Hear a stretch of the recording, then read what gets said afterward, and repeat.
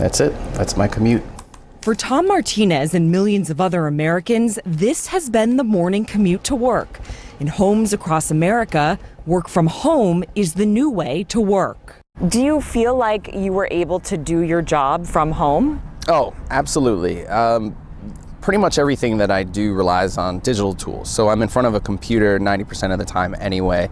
Martinez works for a major publisher. In a year, a lot has changed. He's moving to upstate New York. His 11-year-old son, Logan, who has ADHD, is thriving in virtual learning. I'm super happy. And he loves working from home. At first, I wasn't sure what that would mean, but I think now I've seen that there are a lot of benefits to not having to perform tasks in such a very compartmentalized and rigid order. But now he says his company, like others, is figuring out how to bring employees back into the office. Citigroup says they hope to have 30% of their U.S. workforce in the office this summer, while New York City plans to bring back 80,000 city employees starting next month.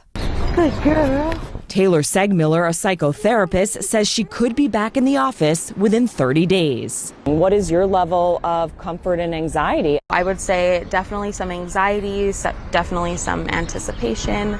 For the past year, Segmiller has seen her patients virtually and says she's shared concerns with her employer about a return to in-person work. We've talked about some of the concerns with being in very small rooms, face-to-face. Sometimes those rooms don't have windows. A lot of times they're not very well ventilated. You know, it's trying to find the balance between what is the best care for somebody versus what is the safest for everybody. But even as vaccinations ramp up, 55% of adults say returning to pre-pandemic life right now would be a moderate to large risk to their health and well-being. Spotify, which has 3,000 U.S. employees, says they can now work from anywhere. But what we're aiming for is that 100% freedom and flexibility. Chief HR Officer Katarina Berg says the pandemic proved their new model will work long term. Productivity and efficiency did not go down. I think it is the future of work. I think that is what we're going to see in some industries and businesses earlier and in some others a bit later. This last year has shifted priorities for both companies and employees. They've also changed for Martinez. We'd all come home exhausted, we'd barely have a conversation. But now we're all together all the time, working together, taking time and benefiting from it tremendously.